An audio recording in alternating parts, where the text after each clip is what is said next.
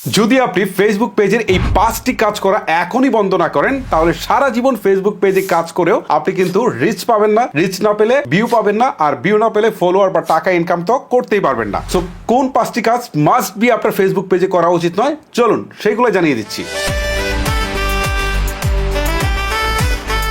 Number 1, আমরা Facebook page খুলে প্রথমেই যে ভুলটা করি সেটা হচ্ছে আমরা একটা ভিডিও আপলোড দিয়ে সেটা মেসেঞ্জার, হোয়াটসঅ্যাপ, ইমো বা অন্যান্য সোশ্যাল প্ল্যাটফর্মে কিন্তু সেটাকে আমাদের রিলেটিভস বা হচ্ছে ফ্রেন্ডসদের কাছে পাঠিয়ে দিই। দেখা গেল তারা এই ভিডিওটা ক্লিক করলো, ম্যাক্সিমাম লোক হয়তো আপনি যে ক্যাটাগরি ভিডিও আপলোড করেছেন বা আপনার যে ভিডিও সেটা হয়তো পছন্দ করেনি, 2 থেকে 3 সেকেন্ডের মধ্যে বেরিয়ে চলে আসছে। এইটাকে ফেসবুকের রোবট একটা নেগেটিভ পয়েন্ট হিসেবে ধরে নেয়, পরবর্তীতে এই ভিডিও রিচটা তারা কমিয়ে দেয়, বাড়িয়ে তো দেয় না বরং কমিয়ে দেয়। পরবর্তীতে আবারও আপনি সেম ভাবে তাদেরকে পাঠাতে শুরু করলেন, একটা সময় দেখা গেল যে আপনি 100 জনকে পাঠালেন, এখান থেকে হয়তো 5 জন ফুল ভিডিওটা দেখলো আর 95 জন হয়তো এই ভিডিওটা 2-3 সেকেন্ড দেখে স্কিপ করে চলে গেল। তখন ফেসবুকের রোবট ধরে নেয় যে আপনার এই ভিডিওগুলো কোয়ালিটি ফুল না। পরবর্তীতে আপনি তাদের কাছে লিঙ্ক পাঠালে কিন্তু এটাকে তারা নেগেটিভ হিসেবে ধরে নেয়, প্রথমে ভিডিওর রিচ ডাউন করে পরবর্তীতে টোটাল পেজের রিচটাকে ডাউন করে দেয়। এই ক্ষেত্রে আমি আপনাদেরকে বলবো যে হ্যাঁ, আপনি দেখেন যাদের কাছে ভিডিওটা পাঠাচ্ছেন তারা আপনার ভিডিও পছন্দ করে কিনা, পার্সোনাল ফোনে একটু কথা বলে নেন, যদি তারা পছন্দ করে তাহলে তাদেরকে পাঠাতে পারেন। এখন প্রশ্ন হচ্ছে যে আমার একদমই নতুন পেজ, তাহলে আমি ভিউটা আনবো কি করে? নতুন পেজের ক্ষেত্রে অবশ্যই আপনাকে একটা কোয়ালিটিফুল ভিডিও আপলোড করতে হবে, একটা আকর্ষণীয় থাম্বনেল দিতে হবে এবং সেই সাথে হ্যাশট্যাগ গুলো প্রপারলি বসাতে হবে। আর এই কাজগুলো আপনি কন্টিনিউয়াসলি ধৈর্য সহকারে বেশ কিছু সময় করে যাবেন, তারপরে আস্তে আস্তে করে সফলতার মুখ দেখবেন। আরেকটা বিষয় বলি যে আপনার ভিডিওগুলা কোনো গ্রুপে শেয়ার করতে যাবেন না, অথবা আপনি কোনো একটা পোস্টের কমেন্টে গিয়ে আপনার ভিডিও লিঙ্কটা দিয়ে দিবেন না। এগুলো একটা সময়ে এইটাকে আসলে ফেসবুকের রোবট কিছু মনে করতো না, বাট রিসেন্টলি সেটাকে তারা ট্রেস করে যে এই কাজটা যারা করে তারা হয়তো স্ক্যামার, মানে এক সময় চলতো বাট এখন আর এটা তারা কিন্তু পজিটিভলি নেয় না, যে কারণে কিন্তু আপনার ভিডিও রিচ কমায়, পরবর্তীতে পেজের রিচও কমায়। সো এভাবে আপনারা লিঙ্কগুলো গ্রুপেও শেয়ার করবেন না বা অন্য কোনো ভিডিও কমেন্টের নিচেও শেয়ার করবেন না। আরেকটা বিষয় বলি, আমরা যেমন ইউটিউবে কোনো একটা ভিডিওতে যে কোনো একটা লিঙ্ক কিন্তু আমরা ডিসক্রিপশন বক্সে দিয়ে দিতে পারি, বাট ফেসবুকে কিন্তু সেটা চরমভাবে মানা করা আছে। যদি আপনি শেয়ার করেন, মানে ডিসক্রিপশন বক্সে কোনো যদি লিঙ্ক শেয়ার করেন, তাহলে কিন্তু আপনার ভিডিওটাকেই আপনার প্রবলেম করে ফেলবে। রিচ তো কমানো হচ্ছে, সেটা তো অনেক আগের ব্যাপার। দেখা গেল আপনার টোটাল ভিডিওটাই কিন্তু তারা ফেসবুক থেকে রিমুভ করে দিবে অথবা এখানে তারা একটা স্ট্রাইক দিয়ে দিবে। সো ডিসক্রিপশন বক্সে কখনো কোনো প্রকার লিঙ্ক দিতে যাবেন না, শুধু টাইটেল বা কোনো টেক্সট থাকলে সেটা লিখে দিবেন, দ্যাটস ইট।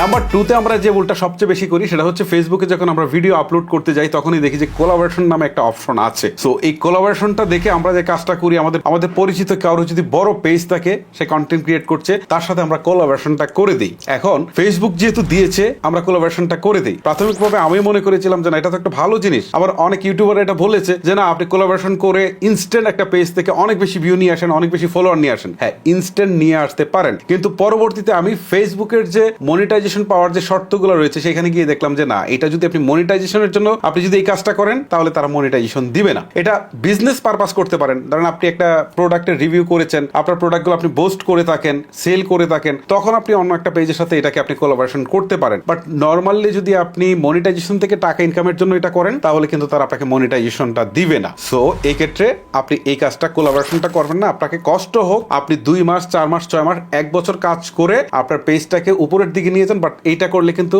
লাইফ টাইম আপনি খুব বেশি সাকসেস পাবেন না এবং মনিটাইজেশনও পাবেন না। নাম্বার 3 যে কমন মিস্টেকটা, এটা কিন্তু মোটামুটি কম বেশি সবাই করে থাকে। দেখা গেল আমি একটা ভিডিও আপলোড করলেই অনেকে আসে বলেছে ভাই ফলো করলে ফলো পাবেন, ফলো করে ব্যাক দেন, বা হচ্ছে আমার এটা কপি লিঙ্ক করেন, আমার এটা শেয়ার করেন, আপনারটা শেয়ার করে দিয়েছি। এই টাইপের কথাবার্তা। যদি আপনি মুসলমান হন তাহলে হযরত মুহাম্মদ সাল্লাল্লাহু আলাইহি ওয়াসাল্লাম নামটি লিখে যাবেন, কে কে আল্লাহকে ভালোবাসেন, এই টাইপের অনেক কথাবার্তা ভাই লিখেন আপনারা। পপুলার কিছু চ্যানেল বা ভিডিওর হচ্ছে কমেন্ট বক্সে গিয়ে আপনারা এটা কিন্তু লিখেন। এটা যে কত বড় বোকামি সেটা হয়তো বা জানেন না। এইটাকে কিন্তু ফেসবুকের রোবট মারাত্মক একটা স্ক্যাম হিসেবে ধরে নেয়, পরবর্তীতে আপনার পেজের রিচটা কিন্তু তারা ডাউন করে দেয়। এইটাও কিন্তু একসময় কাজে লাগতো, বাট এখন কিন্তু এটাকে স্ক্যাম হিসাবে ধরে নিচ্ছে ফেসবুকের রোবট। সো আপনি এই কাজটা করবেন না। এটা যদি করেন তাহলে আপনার পেজের রিচ ধীরে ধীরে কমে যাবে। নাম্বার 4, আমরা যখন নতুন করে কন্টেন্ট ক্রিয়েশন শুরু করি তখনই আমরা একটা কাজ করি, সেটা হচ্ছে পপুলার কন্টেন্ট ক্রিয়েটার যারা রয়েছে তাদের কিছু ভিডিওর ক্লিপ কিন্তু আমাদের ভিডিওর মাঝে ইউজ করি। তখন আমাদের ভিডিওগুলো খুব দ্রুত ভাইরাল হয়ে যায় বা ভিউজটা অনেক বেশি আসে, ফলোয়ার্স আসে। সো এইটা দেখে আমরা অনেক খুশি হয়ে যাই। বাট ফেসবুকের যে অ্যালগোরিদম রয়েছে সেখানে কিন্তু এটা সম্পূর্ণ নিষিদ্ধ, কারণ এইটা করলে পরবর্তীতে আপনি মনিটাইজেশন পাবেন না। তাহলে আপনি এত পরিশ্রম করে কি করবেন? এবং একটা সময় এসে আপনার পেজে কিন্তু আপনার ইস্যু আসতে পারে। সো ইস্যু আসলে তো মনিটাইজেশন পাবেন না, আর পেজ নষ্ট হয়ে যাওয়ার একটা সম্ভাবনা থেকে যায়। এখন যে বিষয়গুলো নিয়ে কথা বলছি এগুলো এক সময় ঠিকঠাক মতো চলছে, বাট এখন কিন্তু ফেসবুক অনেক বেশি স্ট্রিক্ট হয়ে গেছে, এখন তারা কিন্তু এগুলো করতে দিচ্ছে না। সো অন্যের যে ভিডিও ক্লিপ আছে সেগুলো ইউজ করা থেকে বিরত থাকবেন, একদমই নিজের ক্লিপ ইউজ করবেন, অন্যের কোনো কিছু ইউজ করতে যাবেন না। এটা তো ভিডিও ক্লিপের কথা বললাম। আমরা সবচেয়ে বেশি যে ভুলটা করে থাকি সেটা হচ্ছে যে আমরা অন্যের মিউজিক ইউজ করে থাকি, অথবা আমরা ফেসবুকের কপিরাইট মিউজিক নেই বা অন্যের একটা মিউজিক নিয়ে ফেলি। তো এটা কিন্তু মারাত্মক একটা মিস্টেক, কারণ কিছুদিন আগে আমি একটা ভিডিওতে বলেছিলাম যে ফেসবুক তাদের রুলস রেগুলেশন অনেক পরিবর্তন এনেছে। ফেসবুকের যে নিজস্ব মিউজিক লাইব্রেরি আছে সেইখান থেকে যদি আপনি মিউজিক নেন তাহলেও কিন্তু আপনাকে কপিরাইটে তারা ধরবে, কারণ তারা একটা সুনির্দিষ্ট সময় পরে গিয়ে তারা কিন্তু এই যে আপনার মিউজিক লাইব্রেরিটা ব্যবহারের অনুমতি দেয়, বিশেষ করে আপনি মনিটাইজেশন পাওয়ার পরে। সো এখন যদি আপনি মনিটাইজেশন পাওয়ার আগে ইউজ করা শুরু করে দেন, এটা কিন্তু আগে ছিল না, এই রুলসটা এরকম ছিল না। আমি রিসেন্টলি এটা দেখলাম যে তারা এটা এভাবে করেছে, তাহলে কিন্তু আপনাকে কিন্তু কপিরাইট দিতে পারে, তারা ম্যাক্সিমাম টাইমেই দেয়, যে কারণে আপনারা অনেক সময় মনিটাইজেশন পান না। এই ক্ষেত্রে আমি বলবো যে প্রথম অবস্থায় আপনার মিউজিকটা ব্যবহার করা থেকে বিরত থাকেন। আর যদি মনে করেন যে আপনার কন্টেন্টের সাথে মাস্ট বি মিউজিক লাগবেই, কোনো কিছু করার নেই, তাহলে আপনি নিজের পকেটের টাকা খরচ করে আপনি মিউজিক বানিয়ে নেন, নিয়ে আপনি ইউজ করা শুরু করেন, এটা ইনভেস্ট হিসাবে আপনি মিউজিকগুলো কিনে নেন, তাহলে এটা আপনার জন্য অনেক বেটার রেজাল্ট দিবে।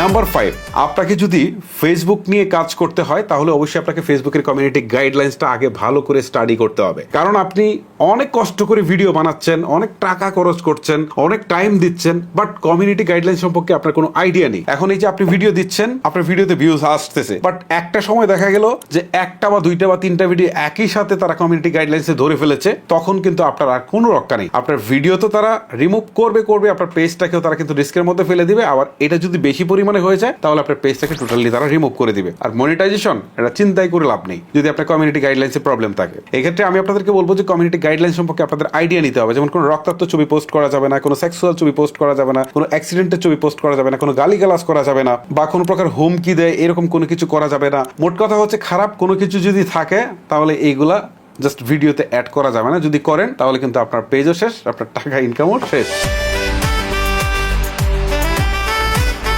আচ্ছা, 5টা বিষয় নিয়ে তো কথা বললাম, এখন একটা বোনাস বিষয় নিয়ে কথা বলি। অনেকে আছে যে এঙ্গেজমেন্ট বাড়ানোর জন্য অন্যের ভিডিওতে গিয়ে অনেক বেশি কমেন্ট করেন, পজিটিভ কমেন্টই করেন, ভিন্ন ভিন্ন কমেন্ট করেন, বাট সেটা অনেক বেশি পরিমাণে করে ফেলেন, এটা করতে যাবেন না। বা অনেক বেশি শেয়ার করে ফেলেন, সেটাও করতে যাবেন না। বেশি কোনো কিছুই ভালো না, এগুলাকেও কিন্তু রোবট স্ক্যাম হিসাবে ধরে নেয়, পরবর্তীতে আপনার পেজের রিচ ডাউন করে দেয়। সো এই কাজটা আপনারা করবেন না। এখন মোট কথা হচ্ছে যে আমি যে 5টা বিষয় নিয়ে কথা বললাম, এই 5টা বিষয় কিন্তু আমার দীর্ঘ সময় ইউটিউব জার্নি বা ফেসবুক জার্নির আলোকে কিন্তু আমি আপনাদের সাথে কথা বললাম, এবং আমি যেহেতু এইগুলা নিয়ে কন্টেন্ট তৈরি করে আমার একটা হিউজ রিসার্চ আছে, সেখান থেকে কিন্তু আমি এইগুলা নিয়ে আপনার সামনে তুলে ধরলাম। কারণ আপনারা যদি শুরুতেই এই বিষয়গুলো মেনে আপনারা যদি ভিডিও আপলোড করতে থাকেন, আপনাদের নিজস্ব ভিডিওগুলো আপলোড করতে থাকেন, তাহলে 2 মাস হোক, 4 মাস হোক, 6 মাস হোক, 1 বছর হোক, আপনারা কিন্তু সাফল্যের মুখ দেখবেন। বাট আপনারা যদি এই বিষয়গুলো না মেনে ভিডিও আপলোড করতে থাকেন, তাহলে দেখা গেল যে আপনারা হয়তোবা সাফল্য রাতারাতি পেতে পারেন বা নাও পেতে পারেন, পেলেও হুট করে আপনার মনিটাইজেশন থাকবে না বা পেজ থাকবে না, তখন কিন্তু আপনার পুরো পরিশ্রমটাই বৃথায় যাবে। সো গাইস, ভিডিওটা লেন্দি করবো না, এখানে শেষ করবো। এরকম প্রয়োজনীয় ভিডিওগুলো কিন্তু রেগুলার আসবে, আপনারা চাইলে আমার পেজটাকে ফলো করে রাখতে পারেন। আজকের মতো আমি হিমেল বিদায় নিচ্ছি,